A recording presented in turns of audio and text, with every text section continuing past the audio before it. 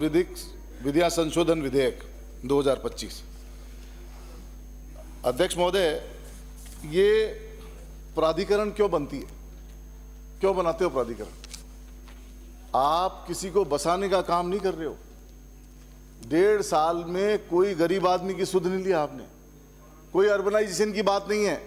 इस पे तो मैं आता हूं, लेकिन पहले इस बिल के बारे में मैं आपको 2 बात कहना चाहता हूं। जैसे अभी हमारे धारीवाल साहब ने कहा,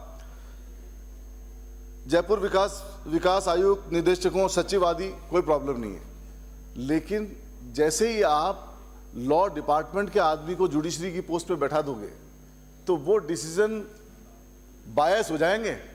वो जैसे जैसे जेडीए चाहेगा वैसे ही डिसीजन करेंगे, वैसे ही टिप्पणियां लिखेंगे, वैसी ही नोटिंग होगी। ये ना आप लोगों के हक में है ना हमारे हक में है, आम जनता के हितों में नहीं है। ये कोई भी आदमी जो जुडिशरी का आदमी होगा वो मेरिट पर डिसीजन करेगा, और आज तक की परंपरा रही है। ये ऐसी नई परंपरा, नए एग्जाम्पल सेट मत करो आप कि डिपार्टमेंट का आदमी कर देगा, तो डिपार्टमेंट का आदमी तो वही करेगा जो आप करोगे, जो आपकी मंशा होगी। वो कैसे सही रास्ता दिखाएगा आपको? क्या आम आदमी के बारे में बात करेगा?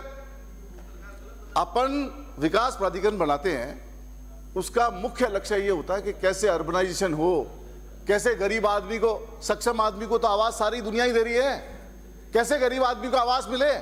कितने मकान बना दिया आपने, कितने मकान बना दिए लोग गरीब आदमी के लिए आपकी सरकार ने? 1.25 साल हो गया आपको यहां सत्ता में आए हुए, कौन सी प्लानिंग कर दी आपने?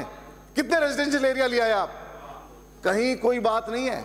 और ये फालतू के बिल बना करके आप जनता को गुमराह कर रहे हो, और उसमें बात कर रहे हो कि हम इस तरीके से कर रहे हैं।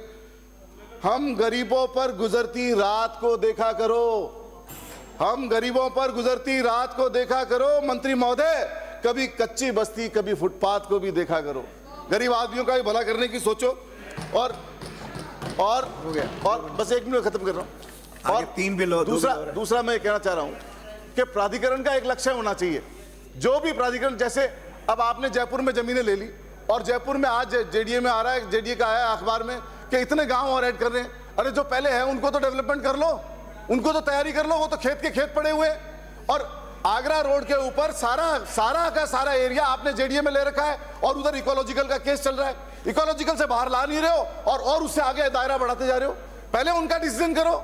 सुप्रीम कोर्ट में आपने केस चला रखा है, उसमें बात करो लोगों से। यहां भी आप डबल इंजन की बात करते हो, यहां भी आपकी सरकार है, वहां भी आपकी सरकार है। गाइडलाइन लो, इकोलॉजिकल से उस एरिया को बाहर निकालो। आप फिर 50 किलोमीटर आगे बढ़ने की बात कर रहे हो।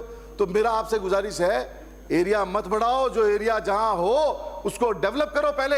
और जिन लोगों ने हजारों मकान बन चुके हैं, बहुत सारे विधायक हैं, ये आपके उप मुख्यमंत्री भी यहाँ मौजूद है, बहुत सारा एरिया इकोलॉजिकल में पड़ा हुआ है, इकोलॉजिकल से बाहर आया हुआ नहीं, और हजारों लाखों मकान बन चुके हैं वहां।